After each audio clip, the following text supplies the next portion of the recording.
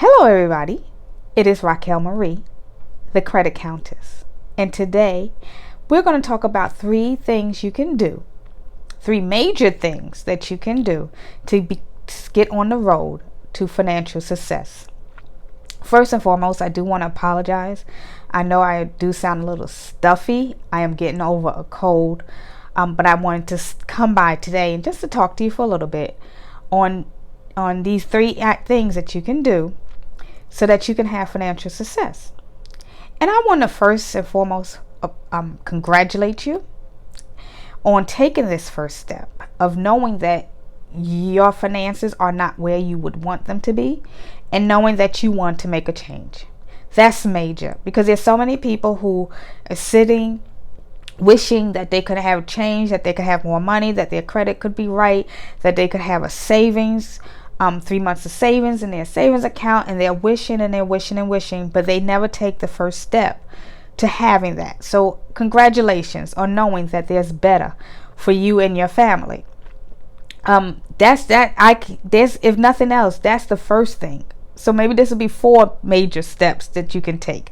The first you've already taken, which is knowing that there needs to be a change and trying to find out how to do that change. So like I said, we're going to cover 3 steps in 3 separate videos on what you can do so that you can have the financial success, the financial stability, the financial freedom that you desire. You might be a successful businesswoman, you might be a entrepreneur, a mompreneur, whatever you want to say you are, and you could be successful, but you realize that you're not successful in your own financial life. You might manage a multi-million business, but you've realized that you're not successful in your own life and you want to make a change. So the first thing, today we're going to discuss the first step to financial stability, financial success, and that is to change your mindset. And you might be saying, but Raquel, what does my mind have to do with where I'm at financially? And I'm sure you've heard this many times. I'm sure you've been on Facebook, if you're on Facebook, and you've seen money mindset coaches and you've seen posts and you've seen it, but you're just not getting the connection. So let me help you get the connection today on why your mindset and the way you think about your financial situation, the way you think about your money might be stopping you from having the financial success that you desire. So the first question I want to ask you is this: as a child, what did you learn about money? Think for a few seconds. Think back to your earliest memory of what you learned about money. Was it, we don't have enough? Was it maybe later after I pay the bills? Was it being evicted? Was it the electric getting turned off? Was it the bills not being paid until the disconnect notice came, as was in my life, in my childhood? Or maybe it's, Mommy, can I have a piece of candy? No, we don't have the money for that. Or that's not important enough. You have to prioritize what you want, your wants from your needs, and all of our money has to go towards the bills. Any of those things that you might have heard as a child is probably still staying with you and dictates how you see money today. Think about it. When your children, if you have children, ask you for something, what's your first response? Is it no, we can't afford it? Or maybe later? Or I'll have to see how money is? Because of your childhood, do you have a scarcity mindset? Do you have a mindset of not enough? We never have enough money. If it's not one thing, it's another. When it rains, it pours. Does any of those sound familiar to you? I know for me it does. So I'm probably talking to myself right now in this video, but I know for me it did. It does. And it did all the way into my adulthood, until maybe 2 years ago. I thought the same way. There's never enough. I got to hold on to every penny because I just don't know when the next one's going to come. And it took effect, in fact, in my business world, not just my finances personally, but in my business and how I related to my clients and how money came into my business. It just wasn't enough because I kept on holding on to it. And I wanted every dime. I couldn't buy nothing. I couldn't do anything because I was worried about, well, if I spend this last dollar, I won't have another one to payday, or until the next client pays me, and I don't know what I'm going to do, and what if we need something.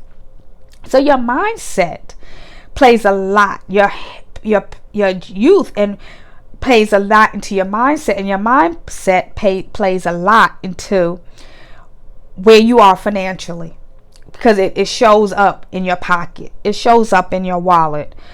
We've been if you're in church, you hear the expression, money is the root of all evil. So we think that we're not supposed to have it. Another mindset, is bad. We see how money has destroyed celebrities, and we don't want to be like that. We don't want to be greedy. We don't want to have too much money.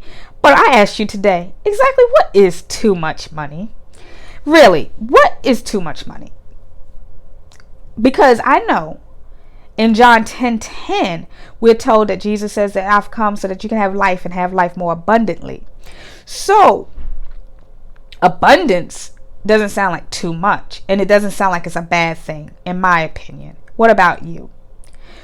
Change your mindset. We have to start looking at money as if it's not a bad thing, as if it's going to continuously to flow within us, as if we spend this one, but more will come because we're manifesting it. We're thinking about it. We're appreciating it. We love money. There's nothing wrong with loving money. Where that scripture goes wrong, where people take that scripture wrongly, is that people do so many bad things to get more money.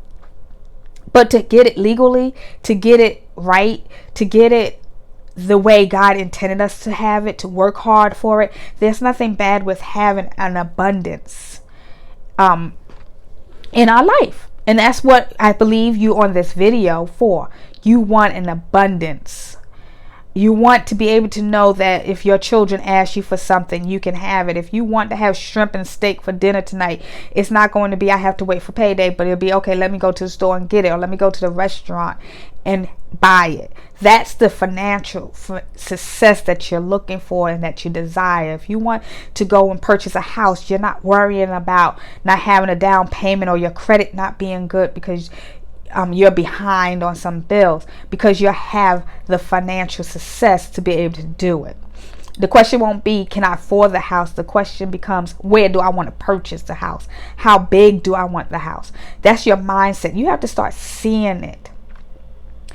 As a man thinketh, so he is what Proverbs tells us. And so we have to start thinking it. We have to start believing that we can have the financial success that we desire.